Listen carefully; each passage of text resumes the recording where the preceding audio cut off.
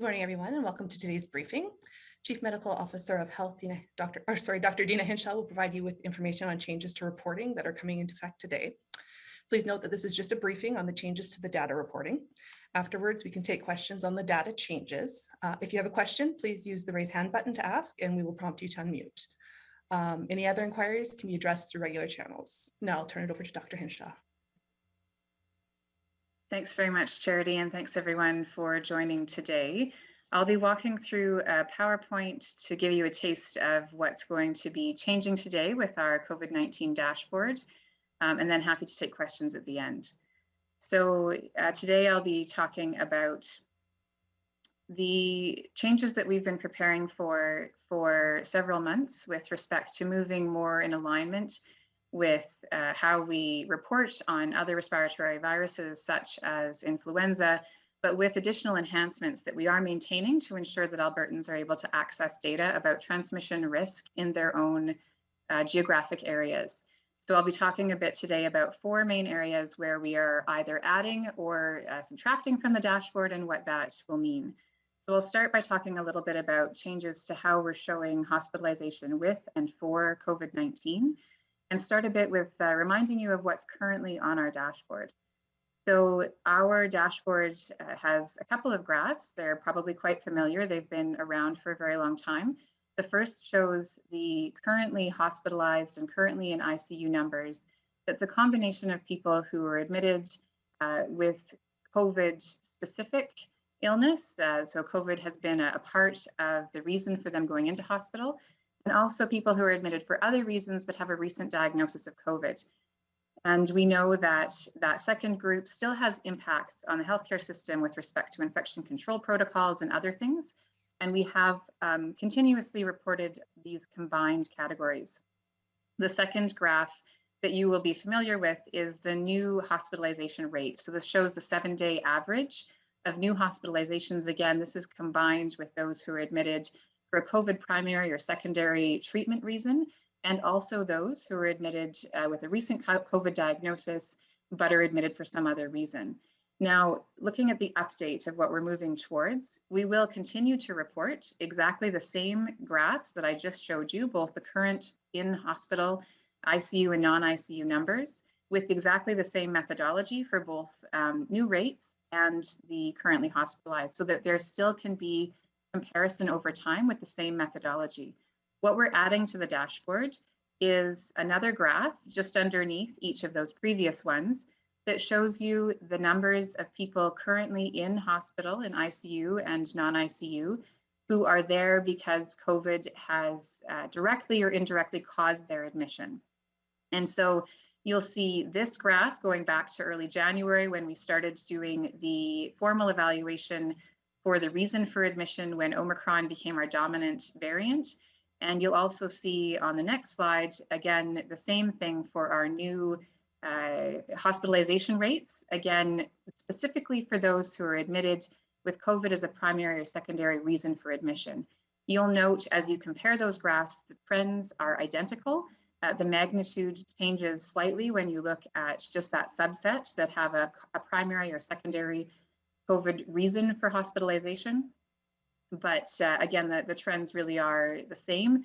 And we're providing this additional information to help showcase the trends over time and to be able to really show the specific severity of COVID-19 as it's tracking in our acute care system.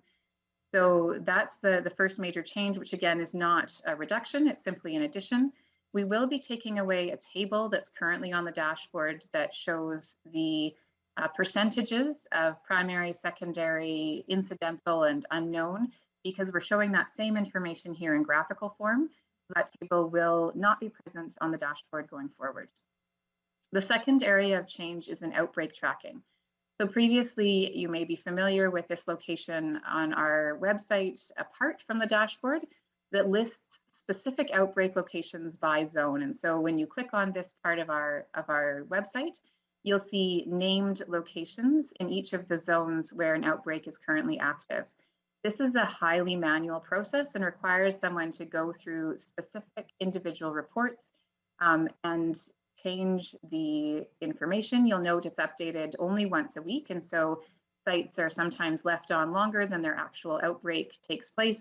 It does take analytics resources, as well as, again, can sometimes not be as timely as the sites who are listed might wish for. And what we're doing here, moving to something that is similar to influenza but more enhanced, is two particular pieces of information. So one will show the currently open outbreaks in Alberta by the at-risk site. So you'll see supportive living, home living sites, that's lodges and sites that have continuing care where seniors are living together, but not at the level of a long-term care facility. Long-term care facility is a separate category, as well as acute care. So people will be able to see the total number of sites that are on outbreak at any given time.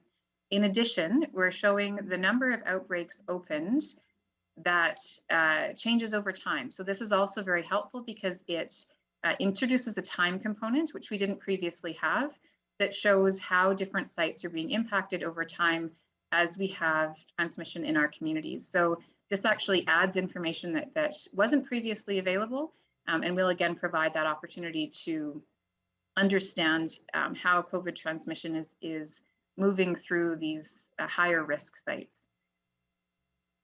The next area that we're changing is healthcare capacity. So right now we have a dedicated tab, and I'll just move through the graphs that are currently on that dedicated tab that show healthcare capacity data. Where we are moving to, Alberta Health Services has more specific information available on their website with details of how many ICU beds are open, how many are occupied, the percentages, as well as localized geographic data on temporary bed or space reductions.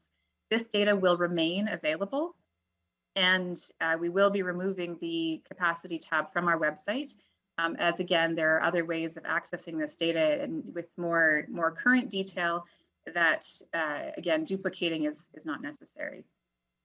And finally, I want to talk a bit about vaccine outcomes. So currently we have a very detailed vaccine outcomes tab, and I'm just going to show a couple of examples of what's currently on that tab, but this is not exhaustive. So we currently have hospitalizations, ICU admissions, and deaths, where we show the rates by age and number of doses, as you see here. We also have tables that show the percentage of hospitalizations with chronic conditions by different age group. And there's also a graph that shows over time the proportion of people who are in hospital or in ICU who have different numbers of doses. There's a couple of reasons that we're shifting away from this. So what we're going to be doing going forward, in the short term, we will be removing the vaccine outcomes tab, and we will be moving to a summary of available evidence. So this is just one part of that summary. We're going to be giving people access to a list of peer-reviewed publications that demonstrate the effectiveness, the best current evidence on effectiveness of vaccine overall, because this, of course, is the most rigorously reviewed evidence. In addition, what we know about our own Alberta data that we've been showcasing on that previous vaccine outcomes tab, first of all, is that since Omicron became the dominant variant, that vaccine outcomes tab has actually been an underestimate of vaccine effectiveness, because it is an automatically generated analysis that uses all people who end up in hospital, whether or not their hospitalization is due to COVID-19. And so the data that you see on that, actually, even though it shows protection, I'll just go back to the slide that I had previously to show you how the vaccine, especially in the older age groups, you're seeing that significantly higher rate of hospitalization in those who are not vaccinated or who have fewer doses. And despite that, vaccination effectiveness is actually even higher than this shows. So this is showing that underestimate, because this is showing all hospitalizations, not just those that are hospitalized for COVID treatment.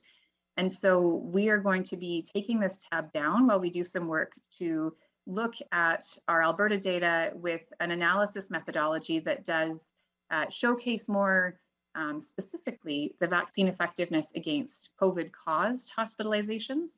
In addition, we are making changes this week as we move towards a more sustainable approach to COVID-19 with respect to case reporting. And with some of the changes in case reporting that are happening this week, the analytics methods that previously were used would mean that this particular data on our dashboard wouldn't really be comparable prior to this week and after this week. So those are the two main reasons we are going to be taking this tab down for now. And again, shifting to a summary of published data with a longer term intent to put Alberta data specifically up again once we finish some of those additional pieces of analysis. There will be no changes to any other metrics, so we will continue to make geographically based metrics available to Albertans so they can understand any changes to local transmission risk to inform their protective behaviors that they wish to take. And we are continuing to put forward the other information that's available in the dashboard so people can do trend monitoring over time for things like the positivity rate, for example, with lab-based information that is helpful as an early indicator in terms of the change in risks and the change in circulation of COVID. So I will leave it there and turn it back to Charity to moderate the questions. Thank you, Dr. Hinshaw. So just looking.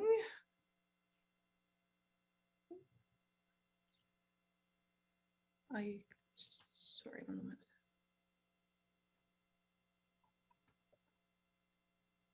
Don't see any hands up, so I'm assuming there are no questions.